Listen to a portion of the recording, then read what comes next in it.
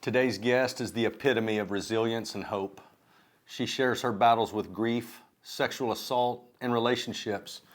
Through her journey, she gained unique perspective that allows her to openly share her story with poise and passion. It was an honor to sit down with Kimberli Howard. I just thought, oh, it's just going to be perfect. We're going to get married and we're going to da-da-da-da. Like, this is just the way it goes. He came in on his white horse and he scooped me up, me and my daughter, and he gave us this wonderful life.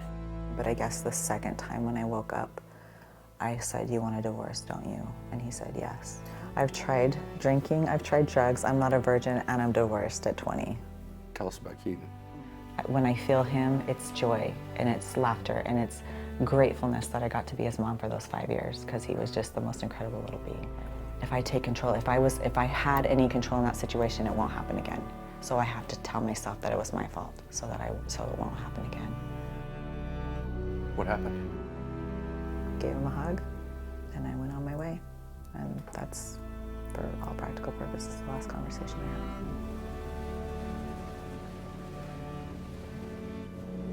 had. Kimberli Howard, welcome back. Thank you. Thanks for having me. Thanks for coming. I know people are probably going to be like, what do you mean, welcome back? But so we'll just say, we did this once before, and I think there was a bigger message that you wanted to deliver. Mm-hmm. And this place looks a little better than it did, too. It's great. Got a little art. I think I was one of your first. Yeah, one of the first two, as a matter of fact. And we just released Matt Matera's on the 23rd. That's the date. And of course, Chad's anniversary of his death, but very intentional there. I'm glad you're back. I know you got to come to Austin this weekend, and it just worked out for you to come down today. Just perfect. Thanks for having me. Yeah, thanks for being here. I don't know that we really got into this last time, but give me an idea. I know you're from Utah, and I know that things are much, much different up there for the most part in faith. Tell me how you were raised. I was raised LDS, Mormon, from birth, and I was very heavily involved and active for most of my life. It's probably only been 5-ish years since I've been away from it. Yeah. What is that, when you say active, what does that look like for the audience that doesn't understand LDS? It looks like, in a lot of ways, it looks like, Sunday worship. Life really does revolve around church. Like there's, the church is run by its members, so they're called to do certain jobs, and so like if you're in the church, then it's like you're doing it during the week, sacrificing family time. In my opinion, like, to be clear, they're doing it out of love and devotion, right? It's a Christian faith, believe in Jesus Christ. We have temples that we go and worship at. We do work for the dead. So there's a lot of genealogy that happens because the belief is that in order to be able to live with God and Jesus eternally, you have to have these certain rites or covenants or performed. And so if you weren't able to perform in this lifetime, then they'll go back and they'll do them like by proxy for the dead so that they can also be a part of eternity with their families. So all of your family, LDS? Mm-hmm. I've got a brother that stepped away, and my children, only 2 are still active.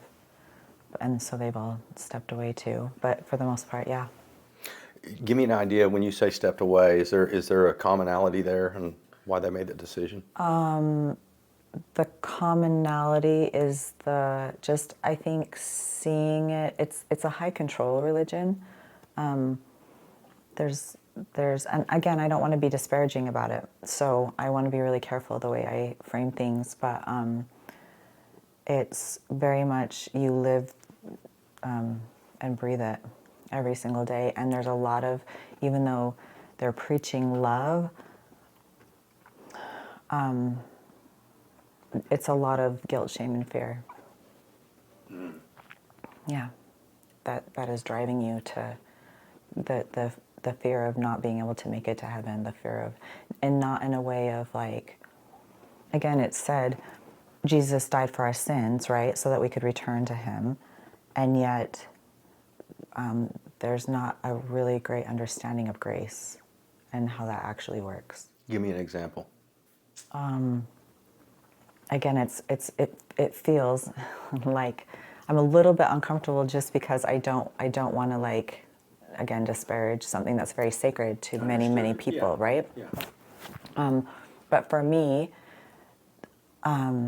it's all conditional. Like whereas I believe that the atonement, the way it's supposed to be understood is it's unconditional. Like he died for everyone, regardless, and his blood washed away the sins of the world, right? But I feel like in the LDS religion they say that, and yet it's more. But here's the conditions that have to be met in order for that to be accurate. Okay. And I will tell you that someone who is still actively LDS would probably disagree with me. But that was my experience and the experience of there's a lot of us that are leaving right now. A lot of us that are leaving right now. Is everybody just all of a sudden feeling this together? Is there? Yeah, I think people are starting to go, this doesn't seem quite right. Like, this is a little bit off. Is there something that's changed recently that you think has affected that? Maybe more access to information around the world, the internet, and all of the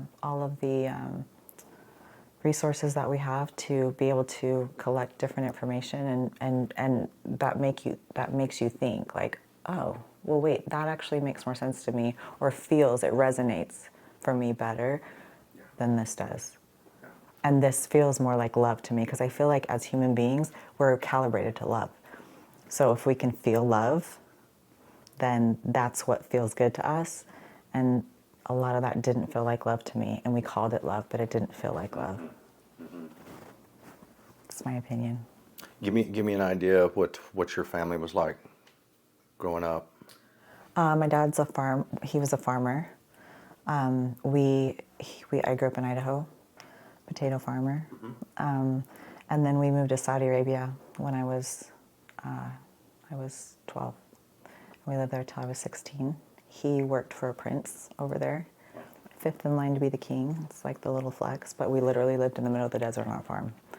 And so I kind of feel like my soul wasn't meant to be from Idaho. It was meant to see the world. Yeah. And so that's how we got there.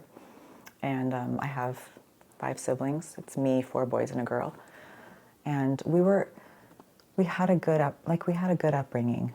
Now we can see the dysfunction in how our parents raised us, just like I'm sure my kids can see the dysfunction on how I raised them, right? I take full responsibility for that, for the record. Like, okay, I'll pay for your therapy. I'm really sorry, I did the best I could.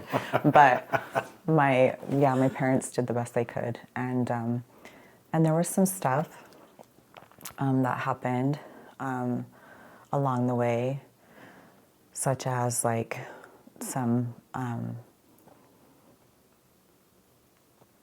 I was molested when I was probably 4 by a neighbor that no one knew about.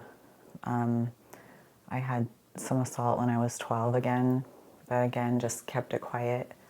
And so that kind of sent me on this road to not feeling enough and wondering why, if I was trying so hard to be perfect, things kept happening to me. Does that make sense?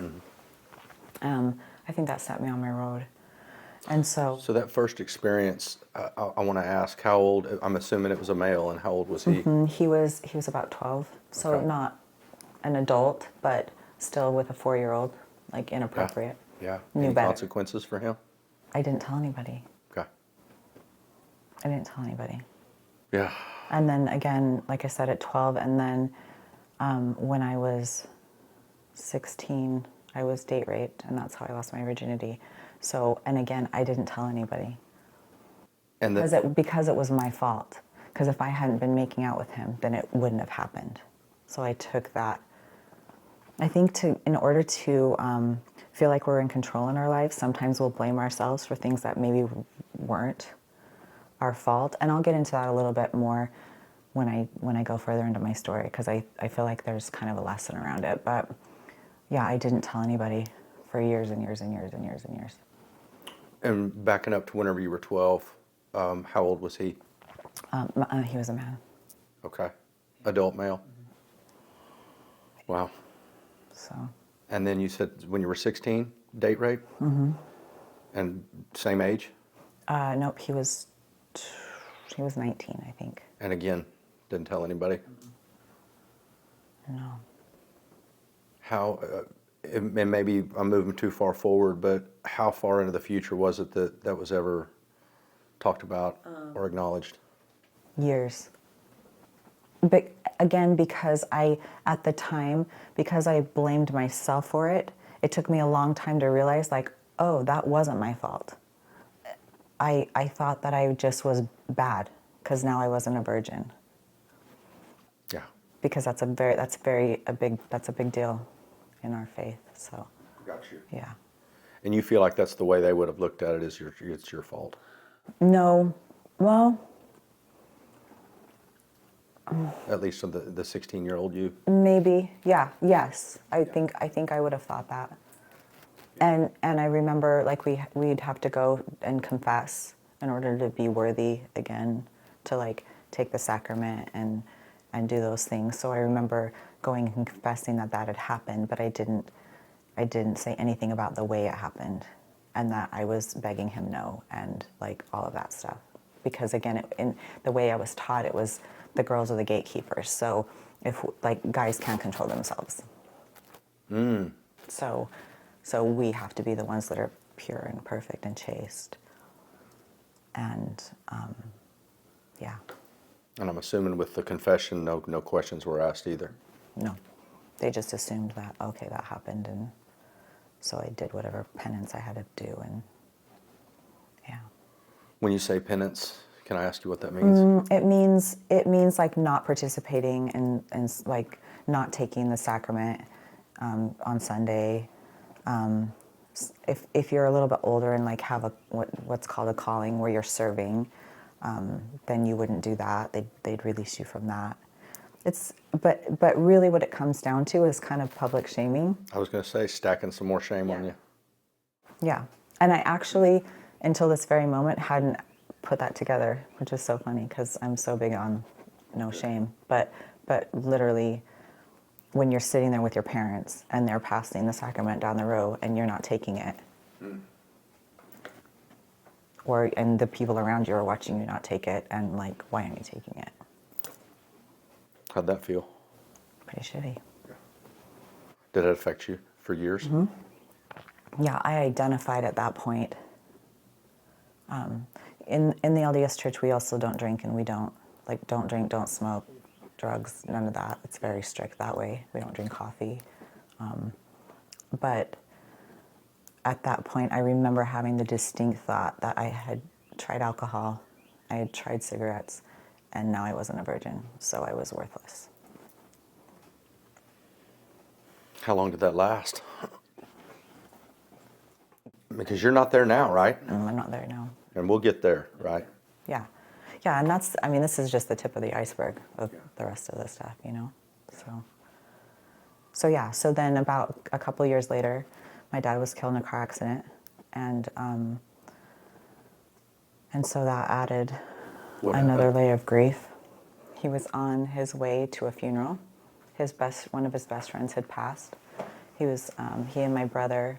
In fact, this is kind of interesting when you talk about like synchronicities and like how the universe or God works, because 6 months before that, another one of my brothers had his appendix rupture, and it was so bad that he had to get a colostomy bag. I don't know. Yeah, it's not cute, but he was 15 at the time.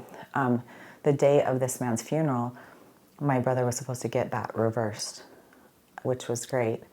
But that meant that my mom went to the hospital with my brother and wasn't in the car with my dad. And so my other brother went with my dad, and a girl, I guess she had reached over to do something in her car. She swerved into my dad's lane. My dad swerved into her lane to miss her, and she instinctively, as you do, swerved into her own lane, and they hit head on. How old was he? My dad, Yeah. 42. And how old were you at that point? 19. So, yeah.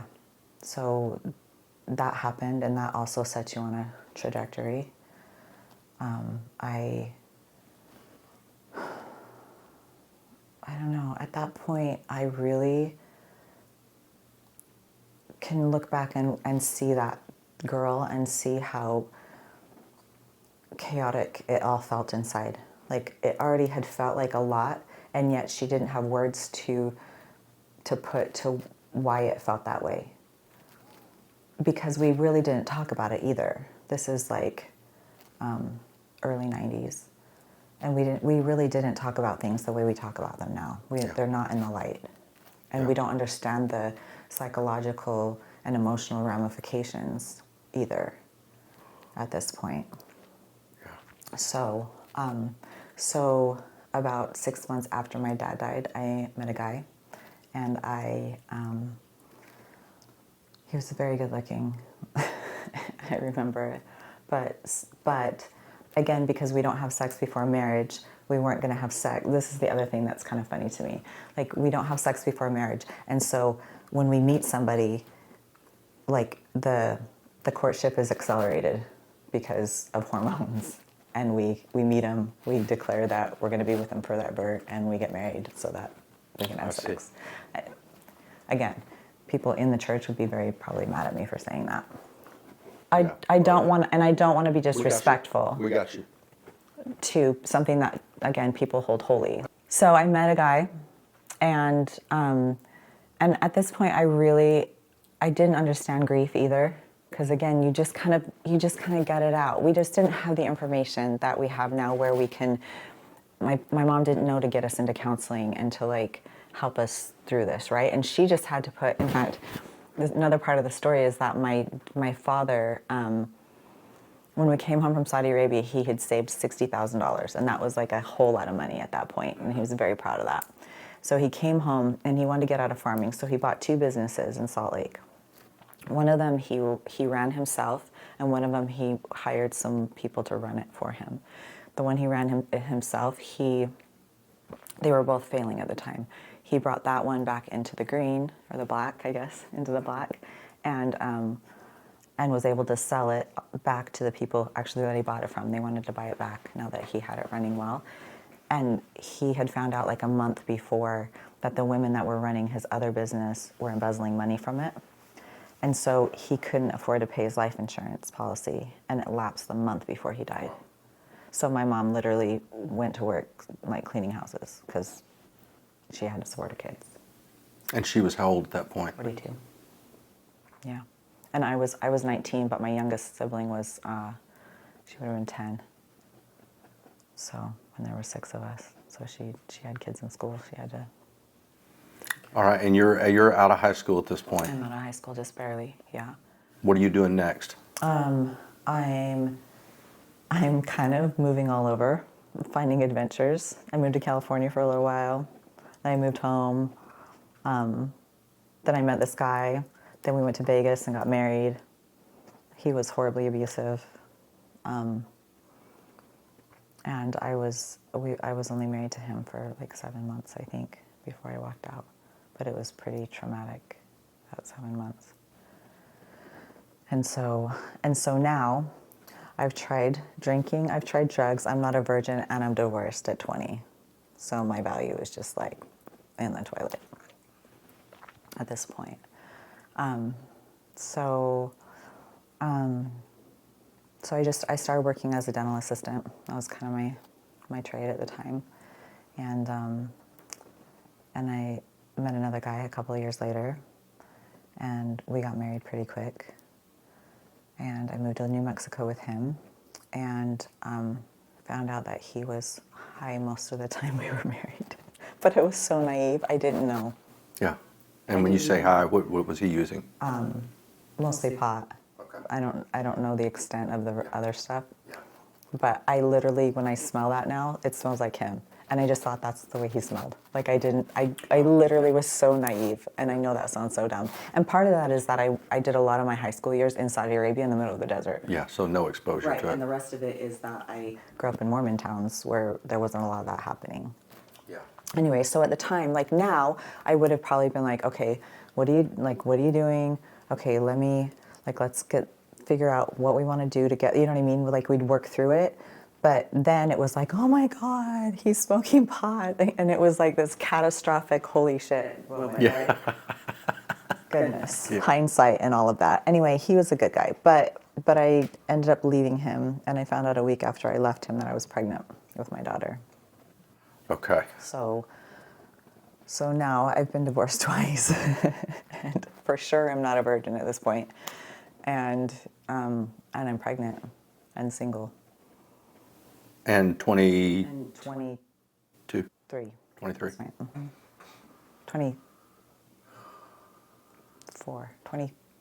24 at this point. So how did you deal with that? I just put one foot in front of the other. Yeah. I came home very angry. I moved in with my mom and my stepdad, and was not pleasant to be around. I've apologized to him many times because I was kind of a raging. Anyway, not fun. But I had my daughter and was single with her for 5 years before I met and married my next husband. Okay. Yeah. And y'all were married how long? 20 years. 20 years. And what about kids? So I had her. He had 5 that were all his youngest and my daughter were the same age. They're like 2 weeks apart. And then we had one together, Keaton. The girls were 8 when he was born. The youngest ones were 8. So he was 14 years older than me. So. And I'm assuming 20 years together had to have some good years? Yeah. He's a good man. And we did have some good years together. I also struggled. I think when I married him, there was finally a safe place to like break down. Like I feel like I'd been holding that stuff for so long, and I struggled. Like I struggled with anxiety and depression our whole marriage, and but yeah, it wasn't easy. Were you still in the faith, Yeah. LDS? Mm-hmm. And he was too? Mm-hmm. All right. Very, very active. Again, grasping onto anything to feel worthy, to feel enough, to feel, so I was really trying to live it so perfectly. Yeah. I know you contacted me through Mason Sawyer's podcast. You're on the 1090 as well.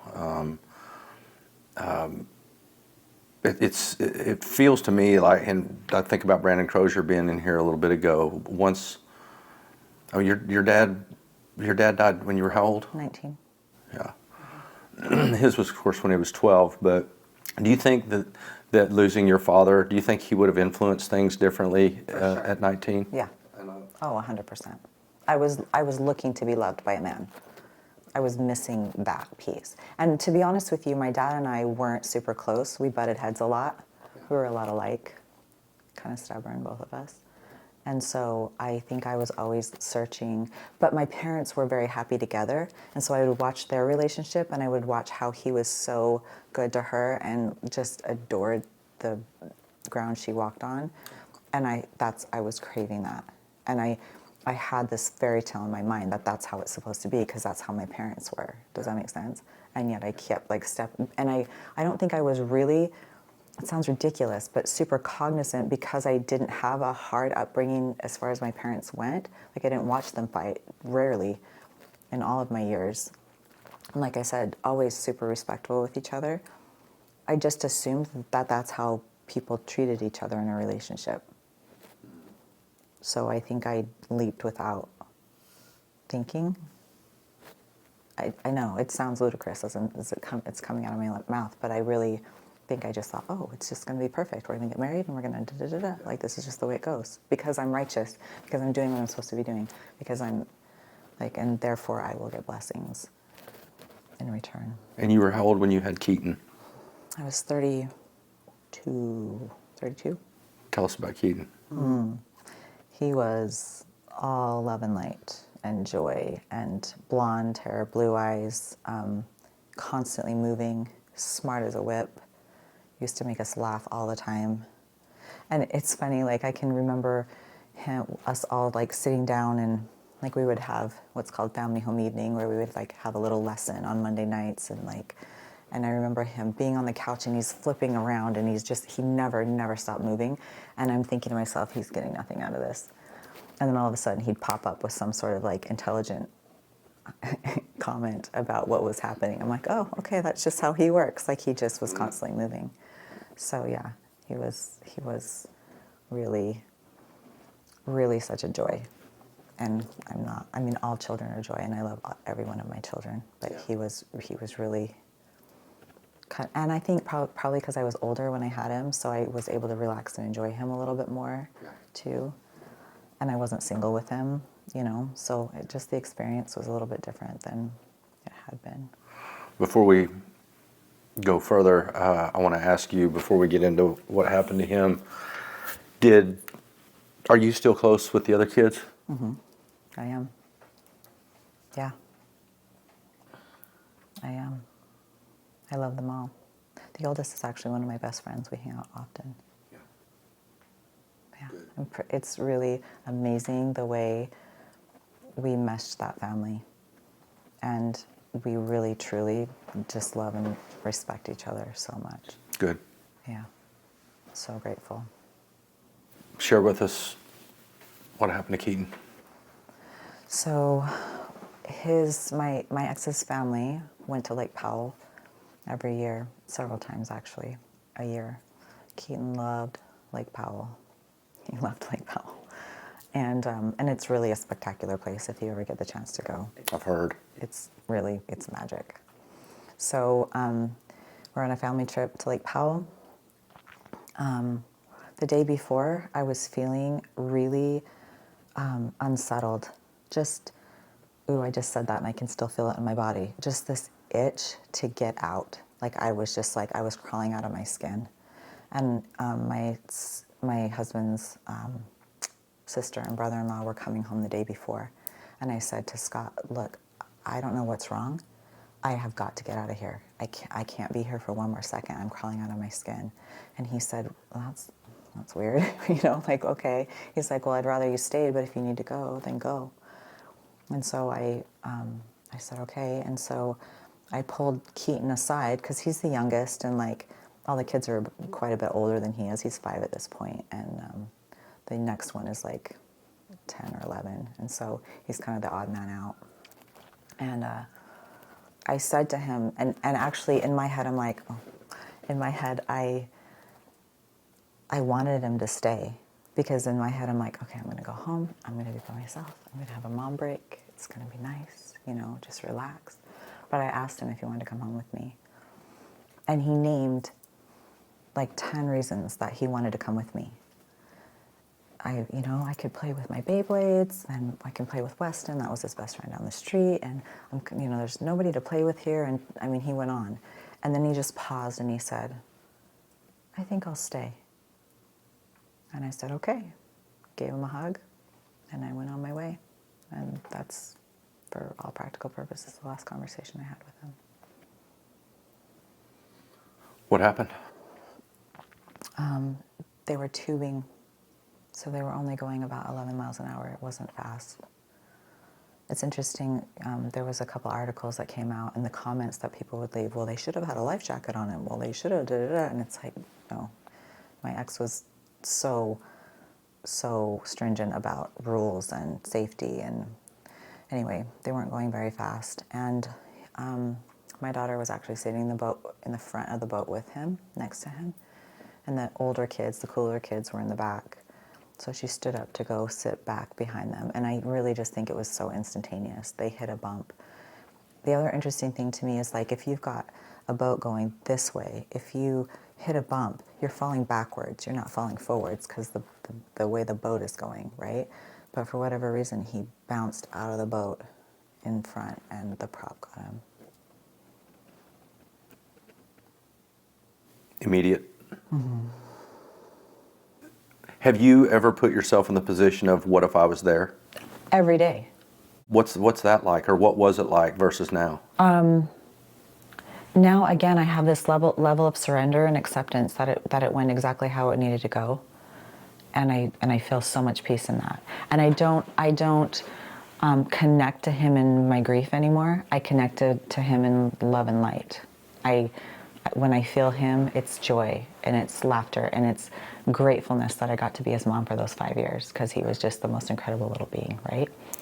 But yeah, I have thought to myself so many times, bazillions of times, had I been there, I would have been in the boat right next to him. He would have been right next to me, because that's what I would have done. And every person in that boat blamed themselves for his death.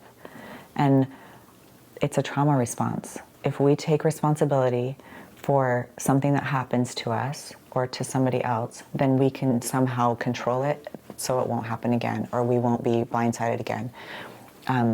My daughter, who had moved to the back of the boat, was like, if I had sat next to him, he wouldn't have bounced out of the boat. My husband, who was driving, if I had done something different, then, and in fact, we had a conversation one time where he apologized to me, and it never occurred to me to blame him, but he blamed himself. But again, I just really think it's so fascinating that it's just this traumatic response where, okay, if I take control, if I had any control in that situation, it won't happen again. So I have to tell myself that it was my fault, so it won't happen again. And I just think that's such a fascinating piece of human nature that we do. Yeah, yeah. It's not true. Well, and I relate with Chad's story because, I mean, I think he called me 3 months before he took her life and his, and and told me that he put a gun to her head. And I asked him, man, what would you have done if it went off? And he said, I would never do anything like that. But I said, but what would you have done if it went off? And he said, I'd have probably killed myself. And 3 months later, that's what happened. So I thought, what if I'd have done something? What if I'd have told somebody? But you kind of have to trust that it all. yeah. I really believe so strongly in agency and choice. And I really believe really strongly that we choose when we come and we choose when we go. I don't think we choose the how always, but I think that the universe is perfect, and God, or whatever we call it, there is perfection in all of those moments. And we're too important for that not to be true, I think, in the scheme of things. Yeah. How'd you find out? I was in Bed Bath & Beyond, and with my mom. She lived with us. We had an apartment in our house for her.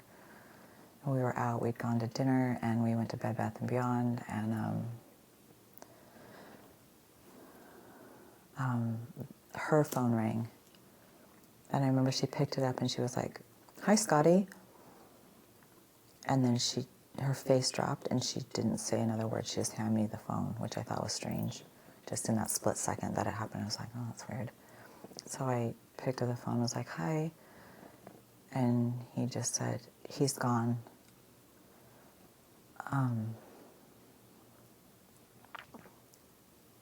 And I said, "Who's gone?" He said, "He's gone." He said, "Keaton, he's gone." And in my head, I thought they'd lost him, or like, I couldn't, my brain wouldn't click, click, click, click into place like what he was saying. It took me a second. This is your husband? Yeah. And I just remember saying, oh my God," and it was like this prayer. And I dropped to my knees in Bed Bath & Beyond. And then my mom must have pulled me up and we walked out. And everything changed that day, like in the most spectacular fashion. I can't describe to you what it's like to lose a child. I mean, I've obviously had loss already in my life, so I understood it to an extent. But it's like a piece of you is missing. And also because he took up so much space energetically, in our house with his movement and his laughter and his brightness and his sunshine, the silence is deafening. It's deafening. And you can't escape it. It just goes everywhere you are, even in the loudest crowds. There's just this space and this silence that you just, yeah. And I did not do well. I was not okay. What did that look like? A lot of time in bed. Scott needed to grieve outwardly. He needed to be around people. He needed to talk about it. And I needed to just be left alone. And I just sat in the dark for a long time.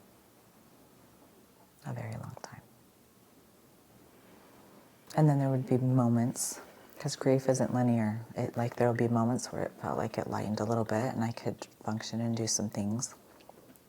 And then you would just get sucked back into the deep. I think if you felt the pain of all that grief at once, this is going to sound crazy, but I almost feel like it would be so much that it would kill you. Like, I don't think your body could withstand all of that grief all at once. So it comes in waves, and you have to just ride the waves. Well said. How did that impact you and your family together? I mean, with you and your husband. It was hard. We did get through it, though. We got through it, and there were moments of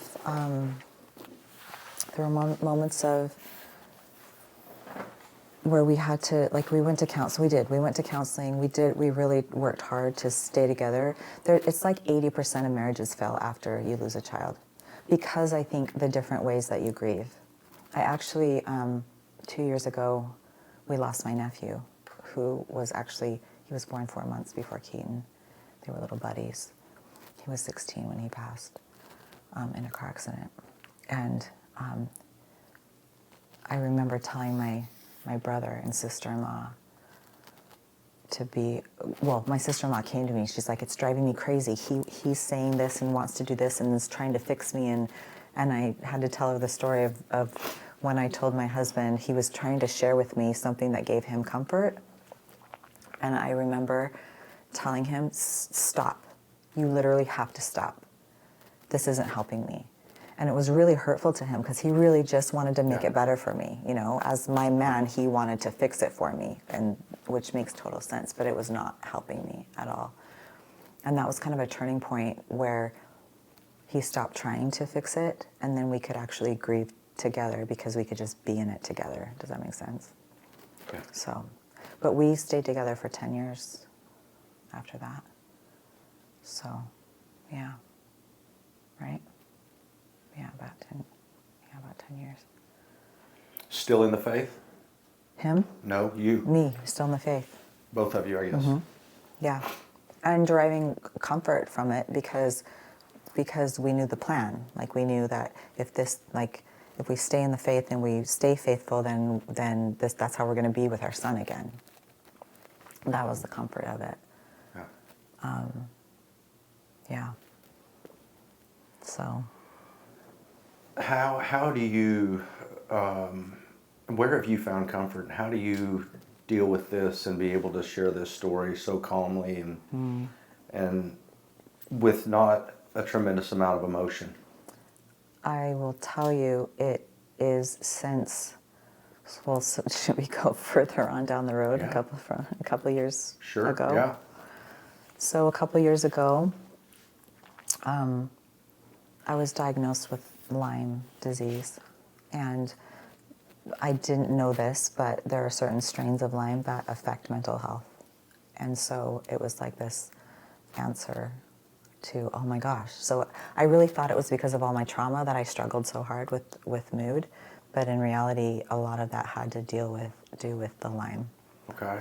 And so I found this amazing clinic in Salt Lake that does alternative treatments for Lyme, because in the mainstream medical world, you give an antibiotic for when there's an outbreak or when you have a flare-up. You take an antibiotic and then you hope it goes away. And people deteriorate. It's not pretty. And so this clinic that I went to, they take your blood and they send it to Greece or Italy, and they make an antidote for your specific DNA and your specific strain of Lyme. So it's really kind of a miracle. So all of this was happening. In the meantime, I was really struggling. And we were kind of at our wits' end. We had tried so many things. I was really so low. And electroshock therapy, I've done that. Ketamine. Anyway, we were kind of just looking for answers. So while we were waiting for this to come back so I could do the treatment, the doctor was like, well, why don't you try this alternative treatment? I think it was IV ozone, if I remember correctly. And when I did it, I had what's called a Herx reaction, which means that the die-off of the Lyme itself was too much for my body. The toxic load was too much, and my body couldn't process it fast enough. And for all practical purposes, because it dealt with mental health, I went into just such a deep depression, and I tried to kill myself. And I tried it twice in a 2-week period. So when I remember waking up, I don't remember this part. This is what Scott has told me, but I guess the second time when I woke up, I said, "You want a divorce, don't you?" And he said, "Yes." And so he left. What made you say that? I'm pretty intuitive. I think I could feel because honestly, he's a saver, which I feel like this was another dynamic of our marriage where, in order for one of us to be the savior, like he came in, I'm the single mom, he came in on his white horse and he scooped me up, me and my daughter, and he gave us this wonderful life, and and he got to, and as I struggled, he got to be my rock, and that fed something in him, which is valid. Like, it feels good to help and it feels good to be there for somebody, but I feel like the fact that I was willing to, like, that he couldn't save me from that. I mean, he technically did because he got me help, but I think it broke him. To be fair, I think it broke him. So much so that he was just like, I can't do this anymore. Yeah. But what that did for me, like at the time, I remember coming home from the hospital and I was alone. My brother stayed with me for a couple of days just to make sure I was okay. I think I couldn't drive for like 7 days or something, so I think he stayed there for that. But I remember very clearly laying on the couch and going, oh my gosh, like, this is my life. What just happened? Like, I can't even process that my entire life completely deconstructed in a moment while I was asleep, Yeah. And it was so jarring and so violent and I remember thinking, now what? Now what? But I also remember thinking that if I tried that hard and I was still here, there must have been a reason for it. Yeah. For me to still be here. Do you feel like you found that at all yet? Yes, because I call that my reset. So you asked me why I can tell my story without a lot of emotion. Mm-hmm. It's because I'm so at peace with it. I'm so at peace with it. I believe really strongly that we come to this planet to learn and to grow, and we learn and grow through contrast. And I chose all the contrast. Like, I've had a taste of every type of trauma that you can name up to this point, really. Not every type, but you know what I mean? And so I believe there's a plan. I believe we have choice in how we react to it. I feel like my perspective is more eternal now. even more than it was even when the focus was on eternity, because I feel like we're all here to help each other.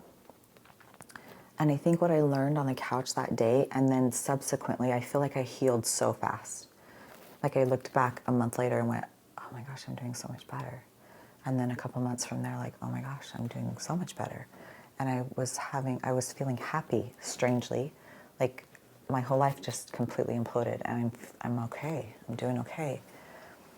One of the things that I've heard, and I haven't experienced this myself, and maybe it's because it hasn't been a family member, but I hear a lot of people say it's hard for me to be happy. I feel guilty that I'm having fun, knowing that I've lost whoever that is. Yeah. Did you experience that? Yes, I absolutely did. I absolutely did. And also, I worried about what people would think. In fact, okay, so this is also a core memory. When I was after my dad died, about a week later, I was out hanging out with friends. And when there's different, like teenagers grieve differently than adults grieve, differently than children grieve. There's different, and for me at the time, I needed to be out, kind of like Scott when Keaton died.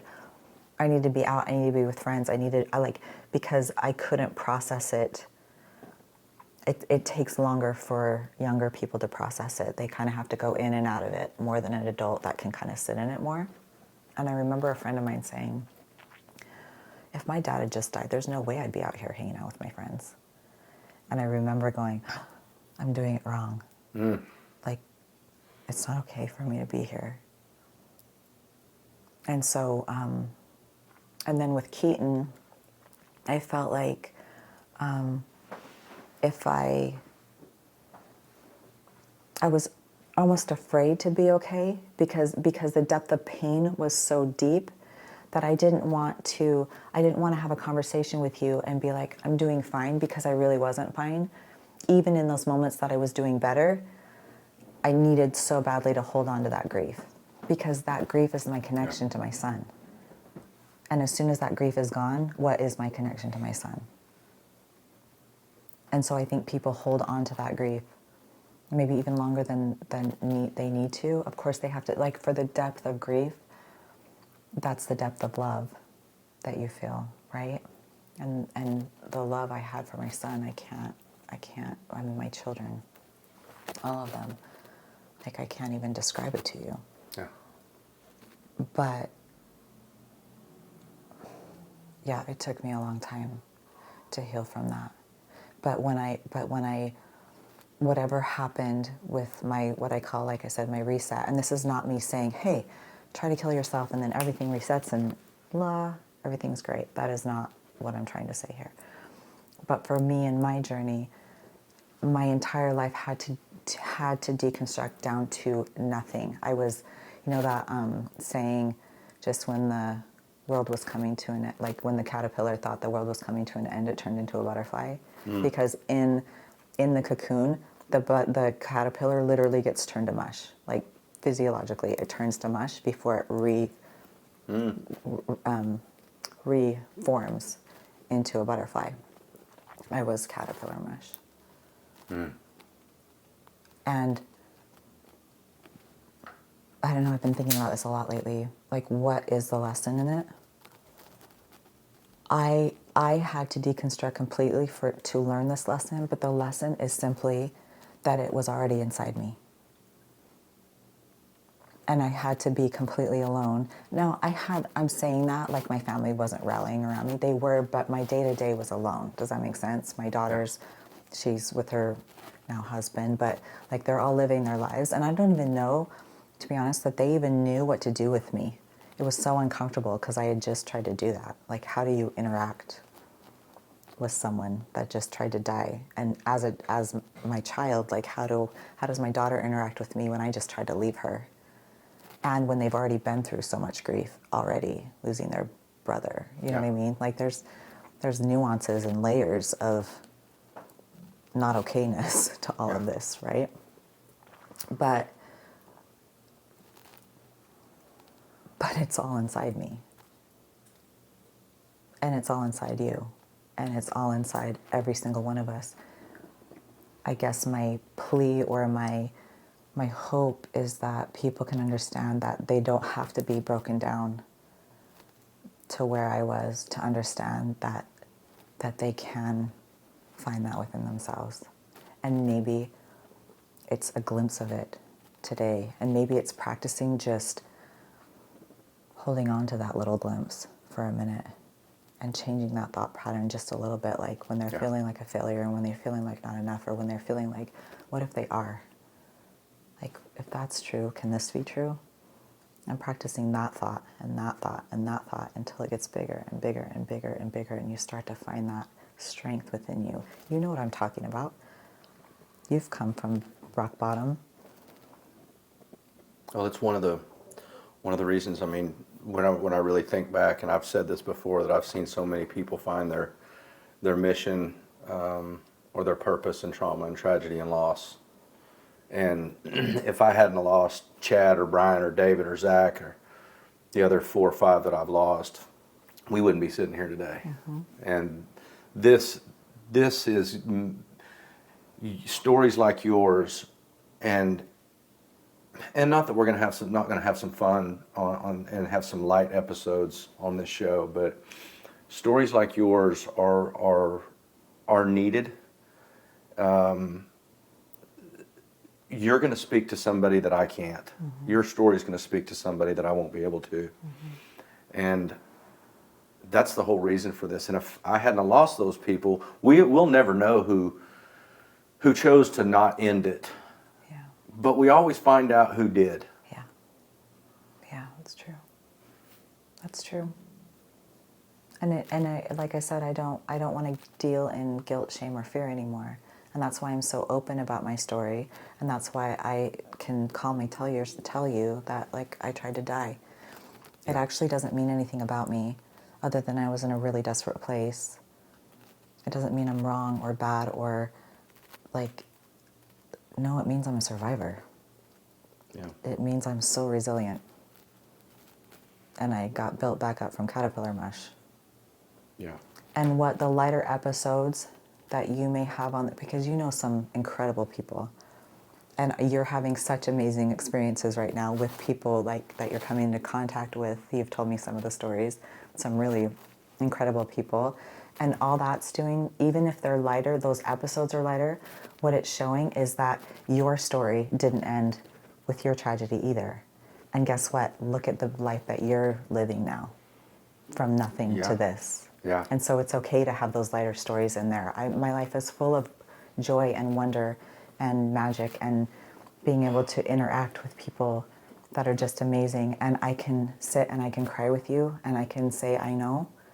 And I can also laugh with you and be so happy for you that, like, that's the magic of this. Well said. So. Yeah, well said. What, and I wouldn't have it any other way. Yeah. Have you got to be there for some other families? One of them, when it was about 6 months into the grieving process, and it happened to be a day that I was up and going.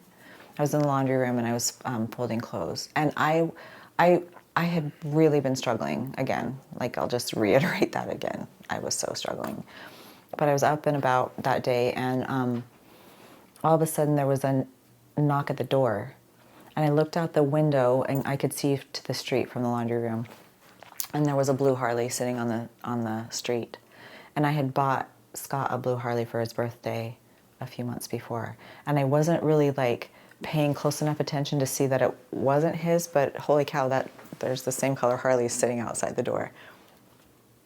I never answered the door at this point. Like, I didn't want to talk to anybody. But that blue Harley made me want to answer the door. This is in November, mind you, too. November in Utah, riding a Harley. Anyway, okay. That's a thing. Yeah. Take note of that. So I opened the door, and this man was standing there, and he had this like full-on beard, and he had a stuffed monkey and a book. And he said, "Are you Keaton's mom?" And I went, like, okay, who are you? Like, you're a stranger. Why are you? Like, it caught me off guard. Yeah. And I backed up and I said, yes. And he said, "I heard about your son and I just want to tell you how sorry I am." And I said, oh, thank you. And he handed me the book and the bear, and he said, or the book and the monkey, and he said, can I give you a hug? And I said, yes. And when I hugged him, I said, God bless you. And that was the whole of our interaction. So he left. My husband came home. I told him the story, and it felt like a miracle to me. It felt like I was known, because 6 months down the road, people kind of need you to get on with your life. Like, you're still in the middle of like this horrific grief and pain like you've never experienced, and everyone else is like, how are you doing? And they want you to say, I'm fine, when in reality you're not fine for years. Although this is the really interesting thing about grief, especially when you lose a child. There is nothing somebody can say that makes it okay. Right. People will try. I remember people saying to me, aren't you so glad that you know the plan? Aren't you so glad that he's waiting for you? Aren't you so glad? And at the time I was like, no, I'm not glad. I want my baby back. My body aches in ways that you can't even imagine from the grief of losing my child. No, I'm not okay.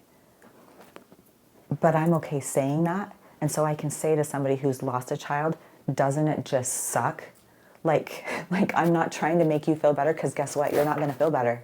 You're not going to feel better. You will eventually. It just takes time. But right now, it's okay to be in the suck of it.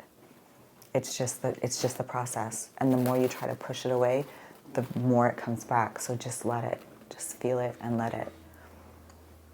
I get to relate in a different way to people than maybe someone who's just going like, oh, well, they're in heaven. Isn't that wonderful?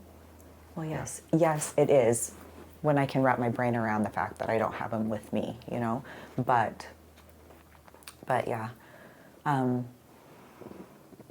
mean, I feel like even when on Mason's podcast, just being able to relate to people who have had those tragedies. Even this weekend, I was at a retreat, as you know, and interacting with women who have had sexual trauma, and being able to look them in the eye and say, me too, so that they don't feel alone. Like, really, that's the point of this, right?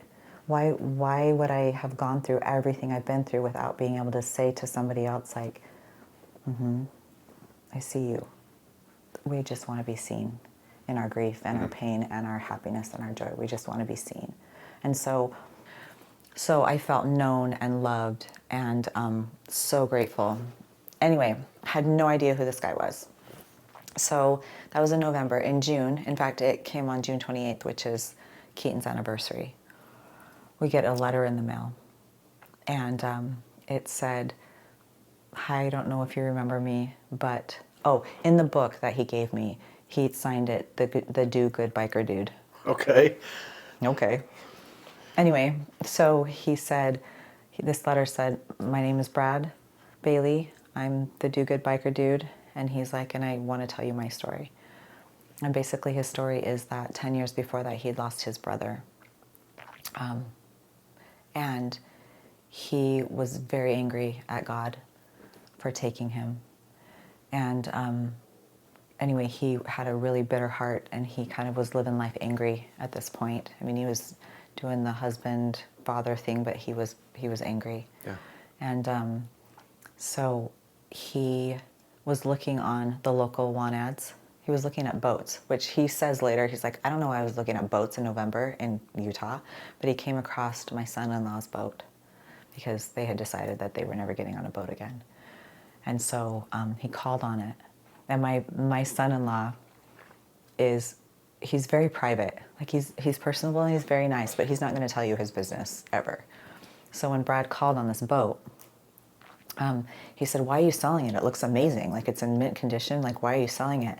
And he's like, oh, we just had something happen in the family. And Brad pressed him and said, why are you selling it? What's going on? Which was kind of rude if you think about it. And I have said that to Brad. I'm like, well, that was rude of you. But anyway, my son-in-law said, well, do you want to hear a sad story? So he told him about Keaton and what had happened. And it kept Brad up that night. He couldn't stop thinking about it. So he got up out of bed and he looked up the obituary, tried to figure out who I was, and then we were, and then he found our address. And the next day he was going to work out with his brother. His brother had come over, and the kids were asleep, I guess. I think they were napping or whatever. And I said to my brother, I got to go somewhere. And his brother's like, okay, we'll be back in an hour. My lunch is over. And he said, okay. And he knew he had to ride the motorcycle. It wasn't even registered. But he put on his full leathers in November in Utah and rode his motorcycle to deliver that. From where? Saratoga close? Springs. It's about 20 minutes. Okay. Yeah, it'd be a brisk little ride, half an hour maybe. Okay. Yeah. So the synchronicity of all. Oh, so and then the other part of that story in that letter was that when I hugged him and said God bless you, it melted his heart and changed his life. And he's been doing rides for people who've lost children for 12 years now. And Mason Sawyer was one of those. And it's probably been about a year and a half ago, 2 years-ish, for the first time, he sent a bear. He said he always knows who needs one. He's got these, he went upstairs to his kids' room. He got one of their stuffed animals in one of their books that were kind of new and like brought them to me. Now he's got these little bears with like a biker bandana on, and like they're really cute little leather vests that he delivers. But he said he always knows who needs one, and there were some people out in Georgia, of all places, and he found this story on Facebook. It just popped up. Again, we don't even know what the correlation was, like how he even came across it, but it just popped up on his feed, and it was this mother who had lost, he wasn't a stillborn, he lived a couple hours, but had just lost a baby, and that stuck in his head, and he knew that they were going to be recipients. And what's interesting is that he had this grand thought that he would ride out there to Georgia, which is way too far, but and so he kind of put it off. Well, I think it was like 3 months later, and I may be getting the timeline a little bit wrong here, but he ended up boxing it up and sending it to them in Alpharetta, Georgia, and Peach City, I think, which is near there. And it came at like this perfect time for them, at a time where it was like, again, it's all died down, and the quiet is still with them. And anyway, they felt known. Well, they end up being documentary filmmakers, and so we had the opportunity to make a film with the stories of some of the people that Brad has ridden for, and their grief. And it premiered at the Zion Indie Film Festival this last March 1st, and it was we won 3 awards, including the Spirit Award, which is the best overall. So out of all of the movies, documentaries, like all of them, they gave us the Spirit Award. So right now it's doing it's traveling in the film festival kind of rounds. What is the name of it? It's called Ride in Paradise. Ride in Paradise? Ride in Paradise. Mm-hmm. And it was really such an honor to be able to do that. And if one person feels uplifted after watching it, then our job is done. But what an incredible way that we were able to honor our loved ones. I was saying before, when we were talking about some of the amazing things that you're doing and putting together and stuff, I'm like, gosh, my story is not very like, ooh, I'm out there and I'm saving the entire world, but I'm a really good friend. And I can feel when somebody's in need, and I can sit in the trenches with somebody, and maybe that helps one person, and maybe they help another person, and maybe they help another person. Yeah. And maybe that's how I'm changing things. I don't know. That's one of the things that Brandon said earlier was he said it's, and I don't know whether it was in this interview with me or whether it was with Mason, but he said there's nothing like seeing the light come on in somebody. Mm-hmm. And typically when that light comes on, they want to light somebody else's. Mm-hmm. It's no different than any of the families, whether it's a terminal patient or family member or a veteran, especially these veterans. After they experience this love that comes out of nowhere, for them, they want to get right back in and say, where can I serve? I want to be a part of this. And in a way that wouldn't have happened if they were an accountant. Not to disparage Yeah. accountants, but literally Yeah. it's the darkness, Yeah. it's the depth of the darkness, the depth of the contrast that makes us seek the brightness of the light. If it's just Yeah. the same old all the time, then it's like, but when you've, I just think that my soul craved light so much that it had to see the darkness. It had to experience the darkness to appreciate the light. To appreciate the joy, to appreciate the love, to appreciate, like I do in a way, I don't take it for granted. I don't take my people for granted. I don't take my comfort for granted. I really don't. I have my moments of like, my life's not going exactly the way I want it to, but it's so small in contrast to what I've been through, A, and B, I'm so grateful. I'm so grateful every day. I said are you familiar with the Cracking Backs podcast yet? Dr. Terry Wyman and Spencer Barron? I said to them, to kind of to your point, and I don't know where I got this, but it was just almost like a thought that came into my mind after I could see very clearly, thinking about the difference between the weight that we carry with the losses that we've experienced. But if we all got in a circle, and I've said this before, if we all got in a circle, no matter how big that circle is, and we all had our Santa bag with all of our stuff in it, all of our crap in it, and we heave all of that in the middle at the same time, if we see just a bit of the contents that fall out of other people's bags, I think it's at that point where we're like, huh, and you go get your bag and you walk back off, and you can deal with that because you don't know how they're dealing with this. You agree? I do agree. And also, everyone's bag is so valid. Yeah. So there are things that you've dealt with that I would never want to deal with, and there are things that I've dealt with that you would never want to deal with. And hopefully, knock wood, we won't have to deal with those things, right? But yeah, pain is pain. Everyone goes through it.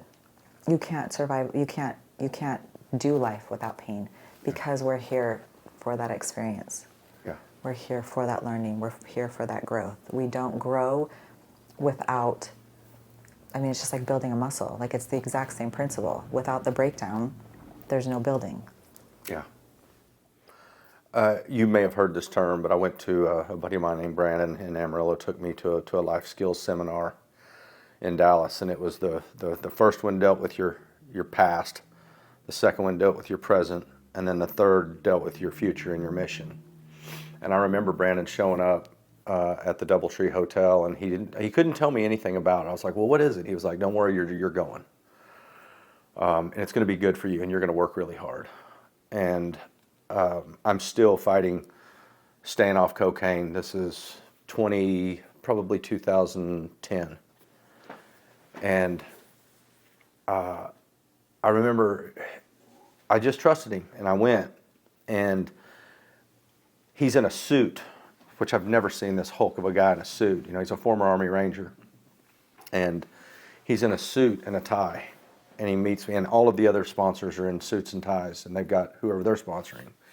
And I remember there was 53 or 54 of us, and we met in this ballroom, or the ballroom doors were closed. And they opened them up, and they said, Class 134 or whatever, come on in, welcome, welcome. And he grabbed me by the shoulders, and he looked in my eyes, and he said, work hard. And I was like, I don't know what that means. And he was like, you will, just work hard. And he gave me a big hug. So I walk in, and there was this huge circle of chairs, and there wasn't one too many, and there wasn't anything missing. There was a body in every seat. We all sat down. But what I noticed over on the wall was something that I will never forget, and I use to this day. And it says, you cannot change what you do not acknowledge. And it's one of the most powerful statements, and I knew I was in for some work at that point. And I think you can take that and use that too, and it looks like you've done that in a way that I don't fully understand, but I think you really helped us understand better today. What's next for you? Good question. I'm figuring that out. I've got, What do you want? I want to make a difference. I want to tell my story, so I appreciate the opportunity to do that today. Good. I want to give hope and joy in some way. I think it's been good for me these last couple of years because this all happened just a couple of years ago, 2.5 now.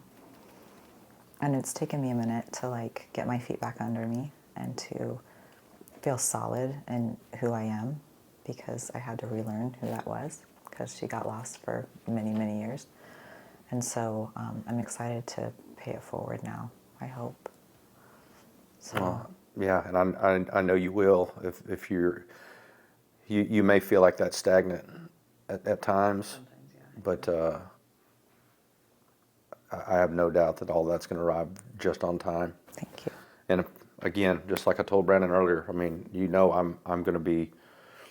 We're going to put this out, and there's going to be people that are hopefully going to reach out, and I'm going to connect them with you. I love it.